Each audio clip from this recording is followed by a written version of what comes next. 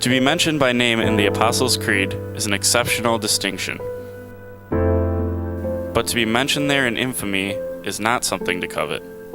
That infamy, however, is the fate of Pontius Pilate, who was the Roman ruler and supreme judge of the land in Judea in the days of Jesus. His infamy stems from the fact that he condemned Jesus, the Son of God, to death by crucifixion.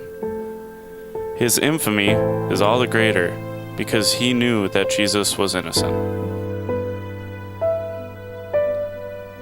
After the Jewish court, called the Sanhedrin, had condemned Jesus, the priests took Jesus very early on a Friday morning to Pilate.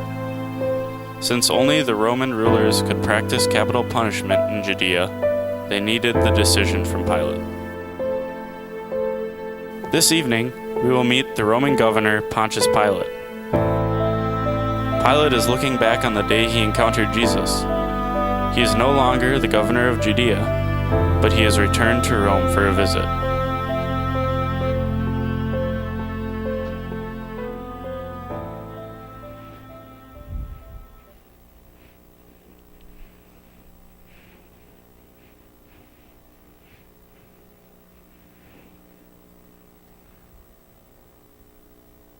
Have you ever had to make a hard decision?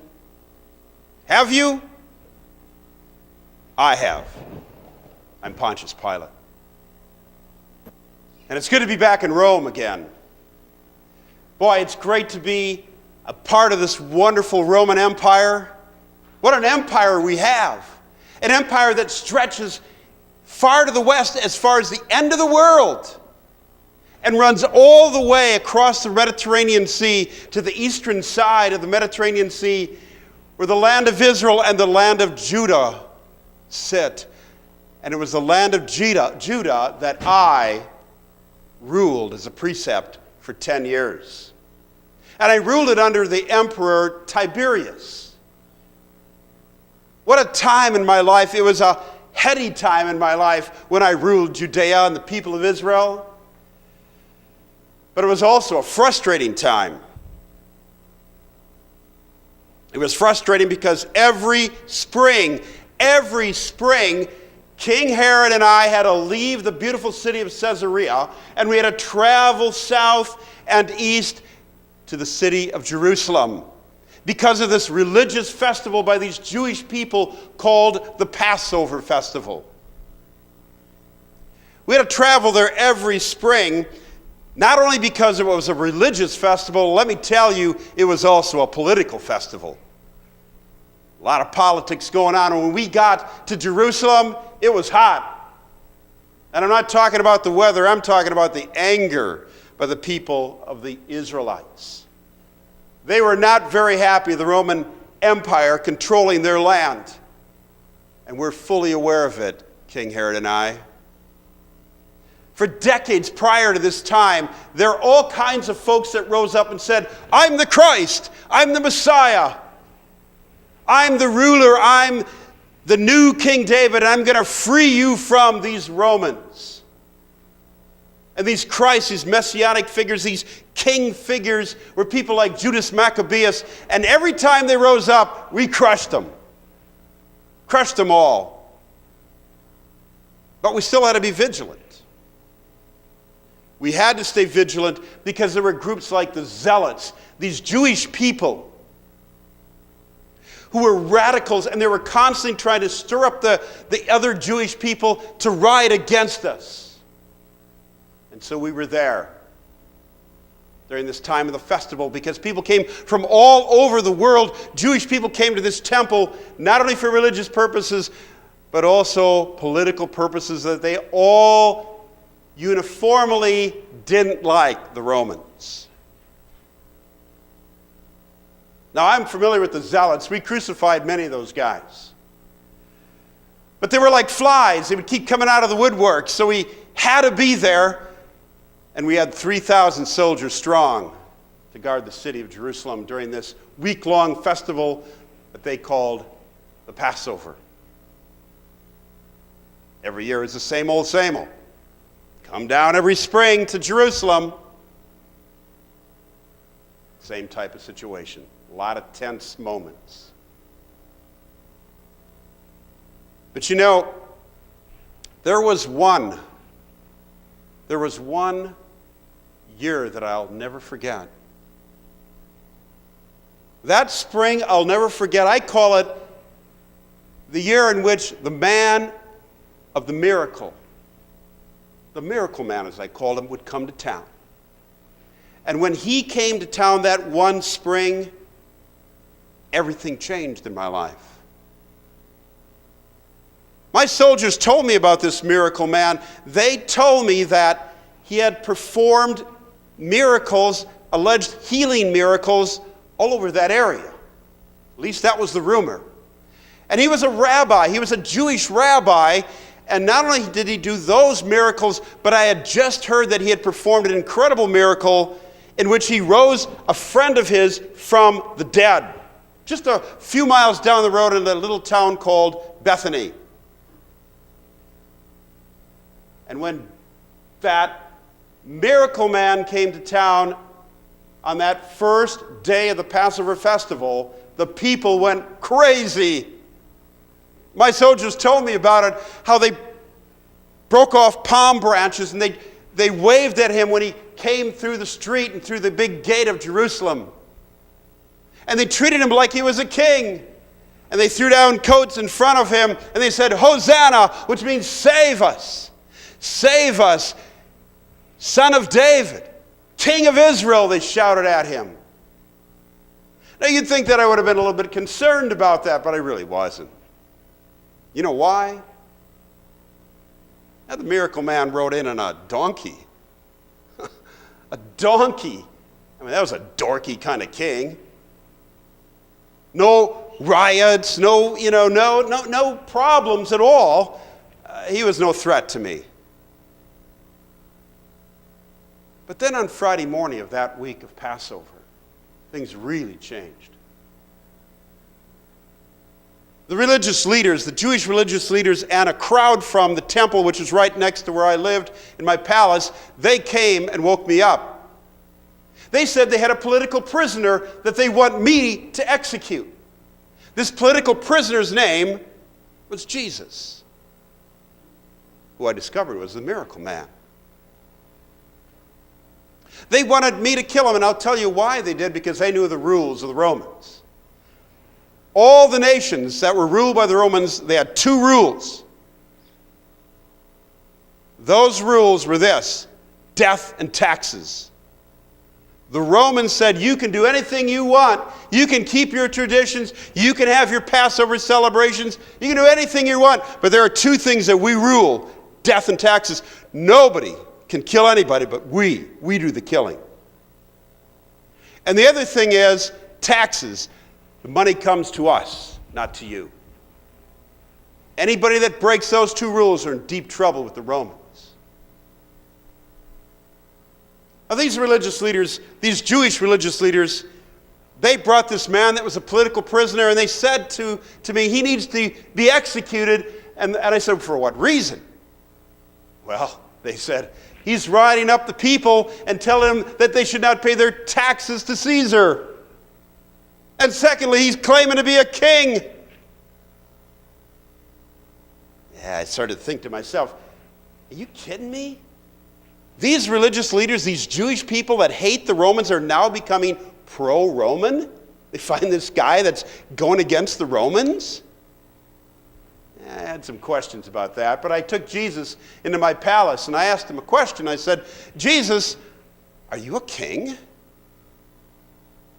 Jesus said, yes, I am. But he said, my kingdom is not of this world. If it were of this world, I would have called my soldiers down to fight these officials and free me. But Jesus said, my kingdom is not of this world. That was a strange response to me. But it was okay because he had no soldiers. I mean, if his kingdom wasn't of this world, well, I had no problem. So I went back to the people and I said, look, I don't find any reason to execute this Jesus. Done nothing wrong. What's the problem? And And then they started to really fire reasons to put him to death. They started to say, look, this Jesus has caused trouble all over the land, all the way from Galilee, all the way south to the city of Jerusalem. He has caused troubles everywhere. And I listened to them closely, and I said, did you say Galilee? Yeah, they said, he's a Galilean. Ah, perfect. I don't have to deal with him anymore. He's under Herod's jurisdiction, and Herod's in his palace. I'll send him over to Herod to take care of him. I don't have to deal with him anymore. So I sent this Jesus, this miracle man, over to Herod. Well, Herod, he tried to get him pull off a couple miracles. None of that worked, and then he made fun of him, and he sent him back to me. And Herod said, I don't know. I don't see anything wrong with him. There's no reason to execute him. So they brought him back to me, and I had Jesus back in my hands again. I didn't know what to do with Jesus. I didn't know what to do. And they kept saying, we got to crucify Jesus. You got to crucify Jesus. He is against Caesar. And then I thought to myself, wait.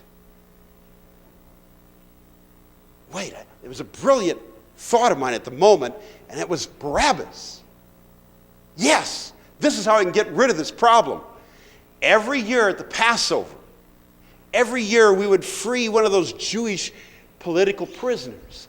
And I thought, well, if I put Barabbas out there against Jesus, Barabbas for sure would lose, and Jesus would be set free.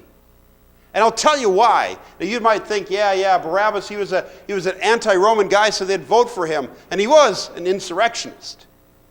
But Barabbas was a bad dude. He was a bad man. He was a killer. He murdered a person.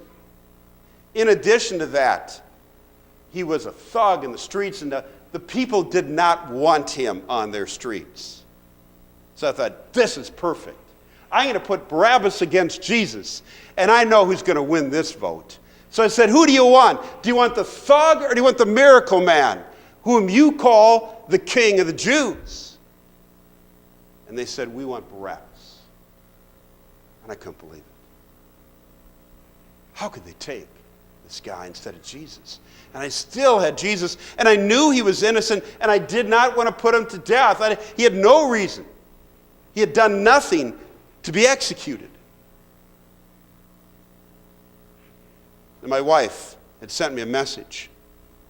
She said, please free Jesus. Free him. I've had nightmares about this man. You have to free him. And I kept saying to myself, I got to find a way to free this Jesus. So finally, after they were shouting, crucify him, and they were starting to riot, I took out a bowl of water. And I thought, maybe this will do it. And I washed my hands in that water, and I said, look, my hands are clean of the blood of this man. If you want to execute him, not my fault. It's all your fault if you execute him. And they said to me, and I couldn't believe this, they said, let his blood be on us and our children. I still couldn't get rid of this situation. I wanted to free Jesus. And they shouted even louder, crucify him. And then one of them said, he claimed to be the Son of God. Son of God? I'm not a religious man, but whoa. Not too many people run around saying that. So I brought him into my palace and I said, where are you from, Jesus? Jesus was silent. Then I turned to Jesus and I said, don't you know that I have the power? I have the power to kill you, and I have the power to free you. And then Jesus spoke up. Jesus said, you would have no power over me if it were not given to you from above. Oh, what is he telling me? At that time, I thought, I got to free this man. I don't know who he is, and I don't know where he came from, but I don't want to execute him. But how do I get out of it? So I thought, this is what I'm going to do. I'm going to beat Jesus up, not kill him, But I'm going to beat him so that the people feel sorry for him and go, okay, enough is enough. So I beat up Jesus. I brought him out to the crowd. I said, behold the man, look at him. This is your king, bloodied up. Isn't that enough? And they shouted all the louder, crucify him, crucify him. If you let him free, they told me, if you let him go free, you are no friend of Caesar. Because he claimed to be a king, and if you let him free, you are telling Caesar you're allowing a person to come out and go against the very emperor of Rome. They had me cornered. I mean, if I freed Jesus, somebody would tell Tiberius, and I would be a dead man, dead. I didn't know what to do. I had a decision to make. At this point, they put me in the corner that it was either Jesus was going to die or I was going to die. I decided to have Jesus die instead of me. I suppose you could say that this Jesus died in my place. But what bothers me the most, and what bothered me the most at that time, was that Jesus was completely innocent. Tonight, I ask you one question as I wrap this all up. This is the question that I have for you tonight. If you were me, I ask you, what would you have done?